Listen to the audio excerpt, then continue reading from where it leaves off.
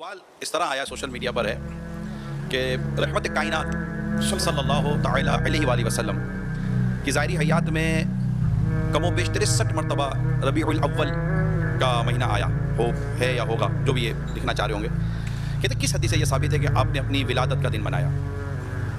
پیارے آقا صلی اللہ تعالیٰ علیہ وآلہ وسلم تو ہر مہینے میں 4 دن مناتے تھے جشن ہر مہینے ربیع الاول میں بھی اور ہر مہینے۔ وہ ایشو مطلب حدیث شریف ہے کہ پیارے آقا صلی اللہ تعالیٰ علیہ وآلہ وسلم ہر پیر شریف کو روزہ رکھتے تھے۔ جب آپ کی خدمت میں پوچھا گیا اس کی وجہ، تو ایک وجہ یہ بتائی فیہ ولدت، اسی دن میری ولادت ہوئی ہے، یعنی ہر پیر کو آپ کا برتھ ڈے، تو یہ روزہ آپ رکھتے تھے پیارے آقا صلی اللہ علیہ وسلم۔ میں ویسے یہ سمجھانے کی عرض کر رہا ہوں کہ اگر آپ بولتے ہیں ربیع الاول تو یہ ہر مہینے 4 دن، تو یہ ان کو سمجھاؤ جو سالگرہ مناتے ہیں، غبارے پھوڑتے ہیں، عورتیں مر جمع ہو کے کیک کاٹ کے وہ تالیاں بجاتے ہیں، بچے کے لیے تحفے وصول کر کے ڈھیر لگاتے ہیں، گفٹ ایک جمع کرتے ہیں، تو بولو یہ سب بولتے ہیں۔ اعتراض ہونا ہے تو فقط اس طرح کے شیطانی خیالات کے ذریعے کہ نبی کریم صلی اللہ علیہ وسلم کے دور خلافت میں اتنی مرتبہ آیا، حضرت ابوبکر کے دور میں اتنی مرتبہ آیا، حضرت عمر کے دور میں اتنی مرتبہ آیا، تو حضرت عثمان غنی کے دور میں اتنی مرتبہ آیا، حضرت علی کے دور میں اتنی مرتبہ آیا، انہوں نے منایا، تو نہ منانے کا بھی کوئی ثبوت نہیں ہے۔ اور کس طریقے سے منایا؟ حضور صلی اللہ علیہ وسلم کی سیرت پر چل کر ہی انہوں نے منایا ہوگا روزے رکھ کر۔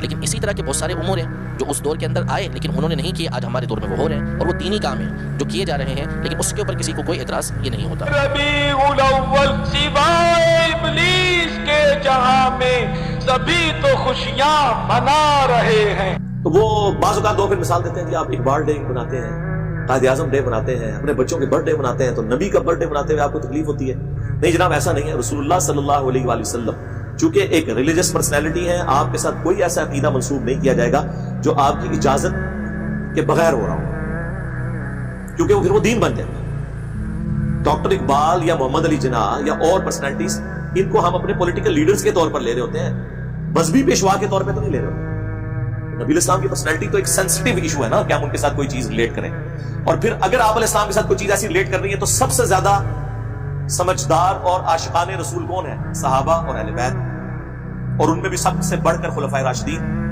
جن کے بارے میں جامعہ ترمذی میں سنن ابی داؤد میں حدیث موجود ہے، میرے بعد تم دین میں نئی نئی بدعتیں دیکھو گے، ان سے بچنا۔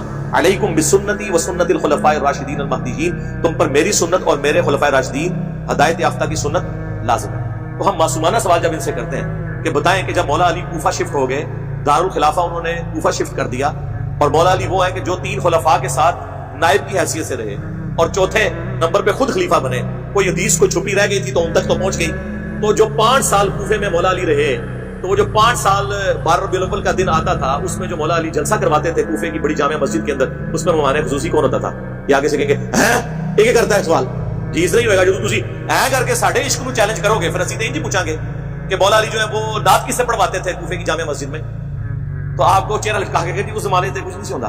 تو جو کام اس زمانے میں نہیں ہوتا تھا وہ آپ شروع کر کے اور اس کی بنیاد میں باقی تمام مکاتب فکر کو گستاخ ڈکلیئر کریں، اور جب جوڈیشری میں بات پیش ہو یعنی ہماری عدالت، تو کہیں کہ نہیں جی ہم تو اس سے مستحب سمجھتے ہیں، اگر کوئی نہیں کرتا ہم اسے کوئی گستاخ نہیں کہتے، تو سر پھر آپ یہ شعر جگہ جگہ لکھ کے کیوں لگاتے ہیں؟ نثار تیری چہل پہل پر ہزاروں عیدیں اے ربیع الاول، سوائے ابلیس کے جہاں میں سبھی تو خوشیاں منا رہے ہیں۔ یہ مفتی احمد یار خان نعیمی صاحب، جن کا مزار گجرات میں ہے، جنہوں نے جال حق کتاب لکھی ہے، ان کا یہ شعر ہے۔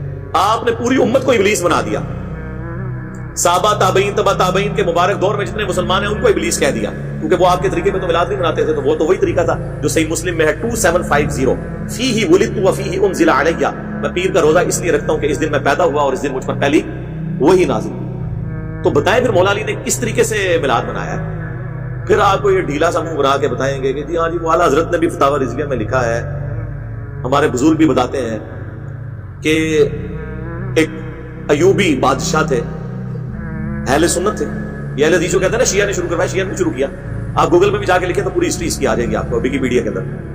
یہ ایک سنی بادشاہ تھے، الملک المظفر، ایوبی سلطنت جو چلی تھی نا، اب تو ارطغرل ڈرامے میں آپ کو پتا چل گیا ہوگا ایوبی اور عثمانی وہ والے فرق وہ بھی اس میں بتا رہے ہیں۔ ایوبی سلطنت کے یہ ایک تھے بادشاہ، 630 ہجری میں فوت ہوئے اور عیسوی اعتبار سے 1033 عیسوی، آج چل رہا ہے یہ 2021، تو آلموسٹ آپ سمجھ لیں 1000 سال پہلے کی بات ہے۔ تو انہوں نے 604 ہجری کے اندر پہلی دفعہ ان کو کسی نے، ظاہر ہے جی جب آپ کو کرنے کو کوئی کام نہ ہو تو پھر کوئی نہ کچھ چیز سوچتی ہے، تو انہوں نے 12 ربیع الاول کے دن علماء کو جمع کیا اور محفل نعت اور وہ جو صوفیاء کا وہ طریقہ ارطغرل ڈرامے میں آپ دیکھ رہے ہیں، وہ ناچ کود کے جو ذکر کرتے ہیں وہ، اور جناب کھانے اور پکوان بڑے پکوا کے، تو علماء کا اکرام مسلم کیا. تو ظاہر اب علماء نے کہا کہ لو جی سال بعد یہ بھی روٹی ہماری کھل گئی. تو ان میں سے ایک مولوی نے کتاب لکھ دی میلاد کے ثبوت پہ، یعنی کام وہ اس زمانے میں شروع ہوا اور اس میں ثبوت پہ آ گئی. اچھا اب وہ شروع ہو گیا، ظاہر ہے اس زمانے میں تو نیا کام تھا، لوگ مخالفت کرتے تھے، لیکن آج تو 1000 سال پرانا ہو چکا ہے. تو یہ کہتے ہیں پرانے بزرگوں کو انجینئر برا کہتا ہے. میں پرانوں کو نہیں برا کہتا، میں درمیانوں کو کہتا ہوں. آج سے 1000 سال پہلے پرانا کیسے ہو گیا؟ 1000 سال بعد تو میں بھی پرانا ہو جاؤں گا. درمیانے ہیں. پرانے وہ ہیں جو صحابہ، تابعین، تبع تابعین، اہل بیت، وہ پہلے 300 سال جو بخاری مسلم میں حدیث ہے، سب سے بہتر زمانہ میرا، پھر صحابہ کا، پھر تابعین کا، پھر تبع تابعین کا. اس کے بعد جھوٹے لوگ پیدا ہوں گے جو جھوٹی گواہیاں دیں گے، امانت میں خیانت کریں گے اور موٹاپے کو پسند. کپڑے ان کے سنت کے مطابق ہوں گے، پیٹ منافقین والا ہوگا. جی سورہ محمد میں آیا یہ ایسے کھاتے ہیں جس طرح جانور کھاتے ہیں. اور سورۃ المنافقون میں آیا نبی ان کے جسموں کو دیکھو تمہیں تعجب میں ڈال دیں. یقین کریں واقعی میں ان کو صوفوں میں بیٹھے ہوئے دیکھتا ہوں نا، آدھا پیٹ اس طرف لٹکا ہوا ہے، آدھا اس طرف، اتنے بڑے فل سائز، اس میں بڑی مشکل سے سفید کپڑوں میں ان کے موٹے پیٹ چھپ جاتے ہیں. کسی کو بیماری علیحدہ بات ہے، لیکن سارے تو نہیں بیمار ہو گئے. یار طارق میر صاحب بھی ہے نا، ان کا تو پیٹ نہیں نکلا ہوا. تو یہ کیا ہوا کہ جو بھی عالم بنتا ہے تو بیمار ہو جاتا ہے پیٹ کے اعتبار سے، کھاتے ہی بہت ہے زیادہ تر. تو وہ روٹی روزی ان کی کھل گئی اور وہ پھر سلسلہ ایسا شروع ہوا. پھر چلتی پہ تیل کا کام کیا سلطنت عثمانیہ نے، یہ ارطغرل صاحب کی اولاد میں.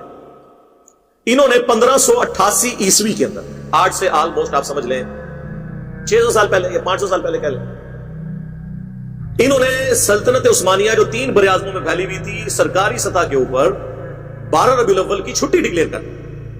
وہاں سے پھر اسے اور تقویت مل گئی اور وہ سلسلہ اب تک چلتا ہے. اور اسی کی باقیات یہ ہیں کہ پاکستان میں بھی 12 ربیع الاول کی چھٹی ہوئی اور یہ سارے کے سارے معاملات اس طریقے سے چلے. یہ اس کی پوری ہسٹری ہے جس کا تعلق صحابہ، تابعین، تبع تابعین، بعد کے لوگوں، پہلے آپ سمجھ لیں 600 سال کے لوگوں کے ساتھ اس کا کوئی تعلق نہیں. اور یہ 7ویں صدی جو ہے نا، یہ مسلمانوں کے اوپر افتاد بن کے ٹوٹی ہے. گنبد خضرا بھی 7ویں صدی ہجری میں رکھا گیا اور یہ خود اعلیٰ حضرت بھی لکھ رہے ہیں. بلکہ آپ کو وفا ایک کتاب ہے علامہ سمودی المتوفا 911 ہجری کی، جو تاریخ مدینہ میں دنیا میں اتھینٹک ترین بک مانی جاتی ہے. اردو ترجمہ اس کا ہو چکا ہے. پوری اسلامک ہسٹری ہے مدینے کی، صرف مدینہ شریف کی. 400-500 صفحوں میں وہ کتاب.